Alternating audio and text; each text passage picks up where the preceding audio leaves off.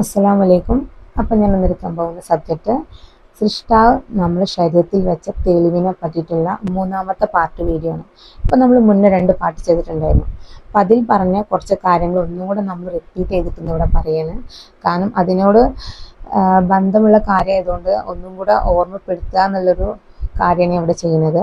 അപ്പോൾ നമുക്ക് സബ്ജക്റ്റിലേക്ക് പോകാം.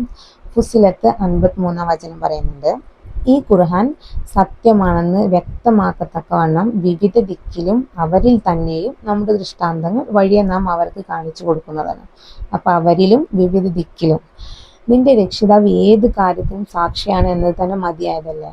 ഓർക്കുക, തീർച്ചയായും അവൻ തങ്ങളുടെ രക്ഷിതാവിനെ കണ്ടുമുട്ടുന്ന കാര്യത്തെപ്പറ്റി സംശയത്തിലാകുന്നു.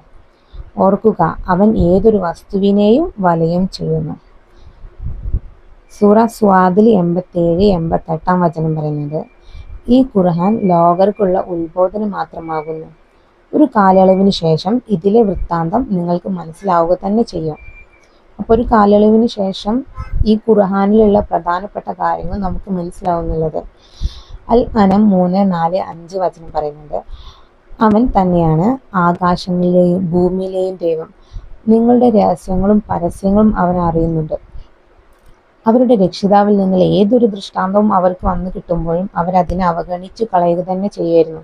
അങ്ങനെ ഈ സത്യം വന്നു കിട്ടിയപ്പോഴും അവരതിനെ നിഷേധിച്ചു കളഞ്ഞു. എന്നാൽ അവർ ഏതൊന്നിനെ പരിഹസിച്ചു കൊണ്ടിരുന്നുവോ അതിൻ്റെ വൃത്താന്തം വഴിയെ അവർക്ക് വന്നു കിട്ടുന്നതാണെന്ന്. അപ്പം ഈ 3 വചനത്തിൽ പറയുന്നത് വഴിയെ സൃഷ്ടാവുമായി ബന്ധപ്പെട്ട കാര്യങ്ങൾ മനുഷ്യർക്ക് വന്നു കിട്ടുമെന്ന്, മറ്റൊന്ന് ഖുർആൻ സത്യമാണെന്ന് തെളിയിക്കുകയും എന്നാണ് പറയുന്നത്. അപ്പോൾ ഖുർആൻ സത്യമാണെന്ന് വ്യക്തമാക്കത്തക്കവണ്ണം വിവിധ ദിക്കിലും അവരിൽ തന്നെയെന്ന് പറയുന്നില്ല. മറ്റൊന്ന് നമ്മളിൽ തന്നെയും അല്ലെങ്കിൽ വിവിധ ദിക്കിലും ആ ദൃഷ്ടാന്തങ്ങൾ വഴിയെ അവർക്ക് കാണിച്ചു കൊടുക്കുന്ന പറയുന്നത്. അപ്പോൾ വഴിയെ എന്ന് പറയുമ്പോൾ ഈ 3 വചനത്തിലും വഴിയെ എന്ന് പറയുന്നുണ്ട്. അപ്പോൾ ഇത്ര കാലം വരെ നമ്മുടെ ശരീരത്തിലെ സൃഷ്ടാവുമായി ബന്ധപ്പെട്ട ഒരു തെളിവ് ഇന്നുവരെ പുറത്ത് കൊണ്ടുവന്നിട്ടില്ല. അങ്ങനെ കൊണ്ടുവന്നിട്ടുണ്ടായിരുന്നെങ്കിൽ ഇന്നും മതത്തിന് തമ്മിൽ ദൈവത്തെ തമ്മിൽ ഇന്നും മനുഷ്യർ തമ്മിൽ അടി നടക്കില്ല. അപ്പോൾ ആ കാര്യങ്ങൾ എന്താണെന്നുള്ളത് നമ്മൾ ബൈബിളിൽ നിന്നും ഖുർആനിലും ഹദീസിൽ നിന്നും നമ്മൾ പറഞ്ഞിട്ടുണ്ടായിരുന്നു. ഒന്നും കൂടെ ഞാൻ റിപ്പീറ്റ് ചെയ്യാണ്. മത്തായിൽ 5:33 പറയുന്നുണ്ട്, കള്ളസത്യം ചെയ്യരുതെന്നും സത്യം ചെയ്തത് കർത്താവിന് നിവർത്തിക്കണമെന്നും പൂർവികന്മാരോട് അരുൾ ചെയ്തത് കേട്ടിട്ടില്ലേ. അതിൽ തന്നെ 36 വചനം, നിന്റെ തല തൊട്ടും സത്യം ചെയ്യരുത്, ഒരു രോമം വെളുപ്പിക്കാനോ കറുപ്പിക്കാനോ നിനക്ക് കഴിയില്ല. സൂറ അൻ-നഹ്ലിലെ 91 വചനം, നിങ്ങൾ കരാർ ചെയ്യുന്ന പക്ഷം അള്ളാഹുവിൻ്റെ കരാർ നിങ്ങൾ നിറവേറ്റുക. അള്ളാഹുവിനെ നിങ്ങൾ ജാമ്യക്കാരനായി കൊണ്ട് ഉറപ്പിച്ച് സത്യം ചെയ്ത ശേഷം അത് ലംഘിക്കരുത്.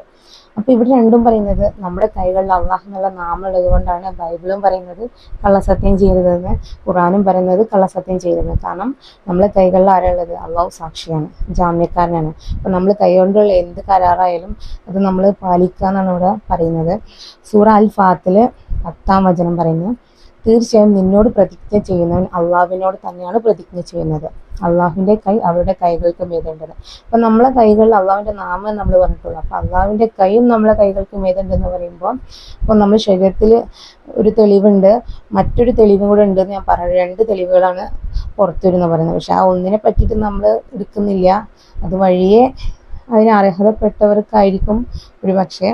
പക്ഷെ ഈ ഒരു സൂചന. ഇനി മറ്റൊന്ന്, ഒരു ഹദീസ് പറയുന്നുണ്ട്, അള്ളാഹു പറയുന്നു, സത്യവിശ്വാസികളെ, നിങ്ങൾ കരാർ പാലിക്കുകയും നിശ്ചയം കരാറുകൾ ചോദ്യം ചെയ്യപ്പെടുകയും ചെയ്യും. അബൂ ഹുറൈറ റളിയല്ലാഹു നിവേദനം ചെയ്യുന്നുണ്ട്, നബി സല്ലല്ലാഹു അലൈഹി വസല്ലം പറയലേ, അന്ത്യനാളിൽ ഞാൻ 3 ആളുകളോട് എതിർ കക്ഷികളാവും. 1, എൻ്റെ പേരിൽ കരാർ ചെയ്ത് പാലിക്കാത്തവന്. 2, സ്വതന്ത്രനെ വിറ്റ് പൈസ ഭക്ഷിച്ചവന്.